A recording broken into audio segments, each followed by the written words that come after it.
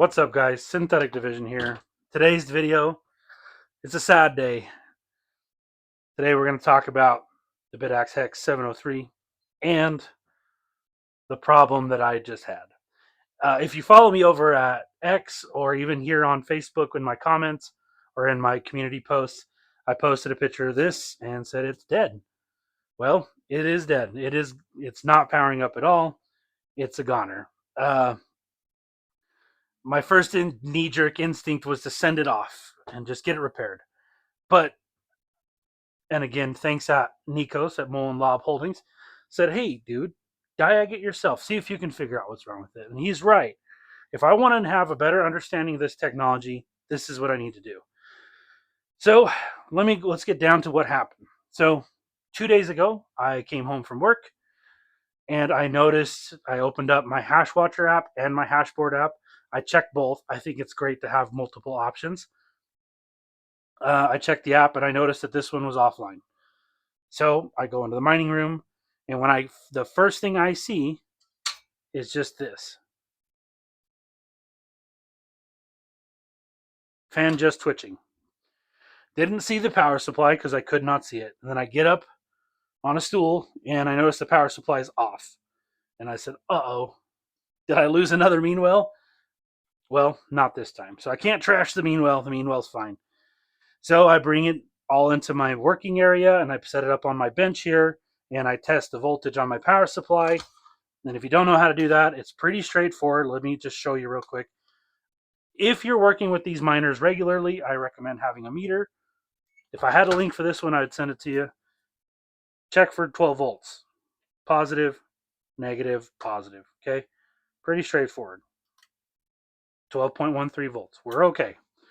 So then I check the connector. Now, this miner uses a 4-pin EPS connector. And if you notice, I put positive and negative. Okay? So we'll go positive like this, and then negative to ensure that our wires are working. 12.13. We are good. Power supply is working. So, hoping that it was just a glitch, I plug it in here, and immediately the power supply starts cycling on and off. The light goes out, and comes back on, goes on, comes back. That's indicative of a dead short. Okay? So, I'm like, all right, I take the miner apart, I take the picture, and the reason I had it apart is I was looking for like melted components. So let's go ahead and kill the light so you can see it better. Nothing looks damaged. The ASIC chips look great. There's nothing wrong there. No components look dead.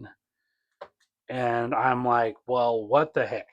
So I do what anybody would do and just what most people would do is just say, well, let's write it off. But no, we're going to check into it. So I have some theories, and let's go over my theories real quick. The first theory, and this is probably the most likely theory, the Bitaxe Hex 703 is already very problematic. It is using one set of power delivery setups to power 6 ASIC chips. It's not ideal, and the voltage regulator TPS gets very warm on these. So warm that they actually include a heatsink glued to it. Okay, and I took it off to see if it was bad. The other theory is that I did it. And let me explain why I think that. And it's not 100%. This is just a theory. I was using a fan splitter on one fan header, this 3-way fan splitter. Okay. These fans, one of them is 0.65 amp, one of them is 0.6 amp, and one of them is 0.7 amp. That equals 1.95 amps, so almost 2 amps across that fan header. Now, I don't know if that's what did it, but I do know that overloading fan headers can cause excessive power draw. And when you have a device that has a problem with excessive power draw already, I essentially added to that. Now, that's just a theory. I don't know for sure, guys. I'm not an engineer, and I'm barely teaching myself how to read the information on the GitHub about miners. Okay, so anyways, I posted about it. Nico called me out, said, dude, do it yourself. So we're going to do it myself. I got on Amazon. I purchased a Top Don thermal imaging camera, and the reason I picked a Top Don is because this actually will interface with my scan tool via USB, and I can add it to. It'll work with my scan tool. That's why. So let's go ahead and fire it up real quick. It's pretty nice. I actually was using it at work today just to mess around with it. It seemed very accurate, so I'm happy about that. Let's go ahead and plug the miner in, and let's take our first picture of the miner with the camera. And let's pull back and see if you guys can see that pretty good. Might have to, let's turn off that light so it doesn't reflect onto the camera. There we go. So there we go. She's about room temp right now. About 70, 75 degrees. So let's go ahead, and I'm going to put the power supply up here because I wanted you guys to see what the power supply does when I plug it in. So let's move the camera. And if you can see the light right here, first thing that happens when I plug it in, I literally just seen voltage climb through there, okay? I seen it spark. So there's a dead short somewhere. Watch the light. On and off. On and off. So let's look at this. There's our TPS right there. Now the TPS is getting warm, okay? So let's flip the board over, lay it on the heatsink.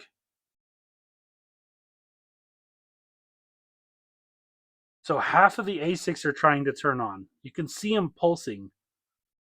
Let's scoot this over a little bit. I want you guys to see this. They're pulsing. The TPS is getting warmer. The chips are pulsing.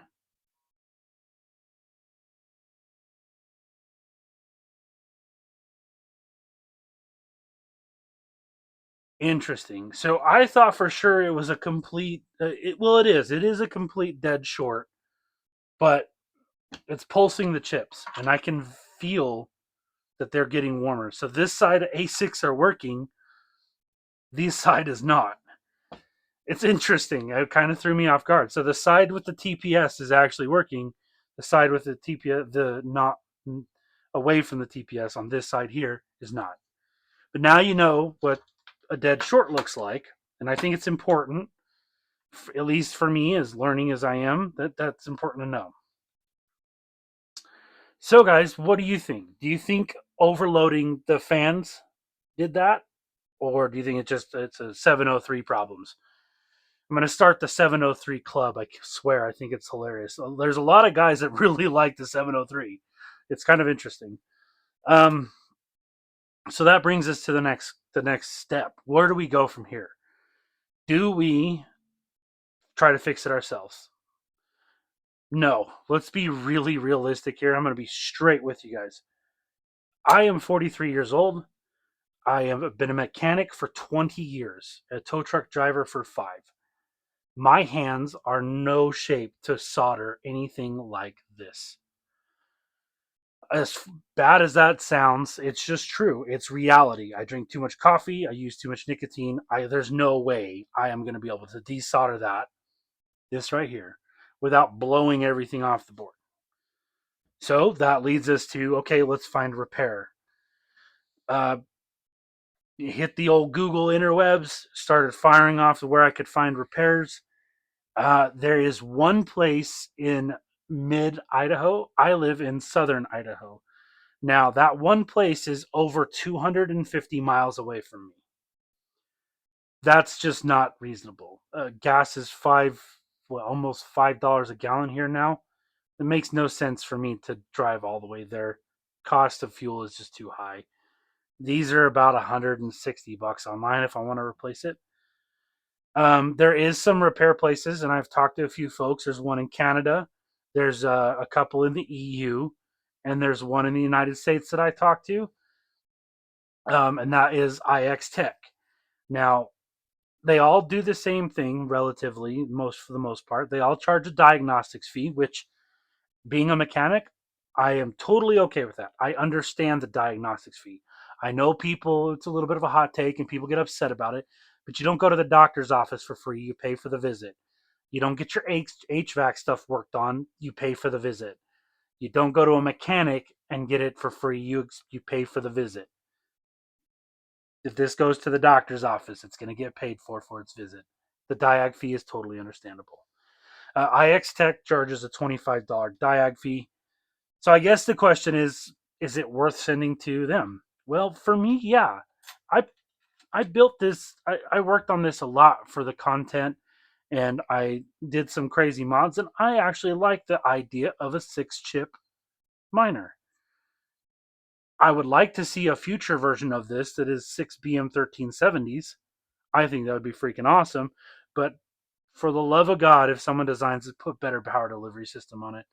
Now, this uses the same TPS, the 546 uh, D24A. It's the same one that all of them use, but it needs more of it for 6 ASICs. But, anyways, I digress. Anyways, guys, yeah, I think that'll wrap it up. That's what happened. It's unfortunate. I'm still not 100% sold on what died. Something is dead in there and something is causing the dead short. But also, it's cycling half the ASICs. So who knows? I will send this off to IX Tech, I think, and we'll let them figure it out. Those guys are smarter than me on that stuff, and I'm happy to support a veteran-owned company in the United States. Uh, anyways, guys, thanks for taking the time to watch the video. I hope this was a learning experience for you. It is for me. It's been a bit much. If you have any questions, comments, concerns, leave them down in the comment sections. Check out my affiliate links, Tiny Chip Hub, Bitcoin merch, Avoid Bit, and I have a coupon code for Stel Apex for 15% off. If you like what you saw, please like and subscribe. Thanks for watching. Peace out.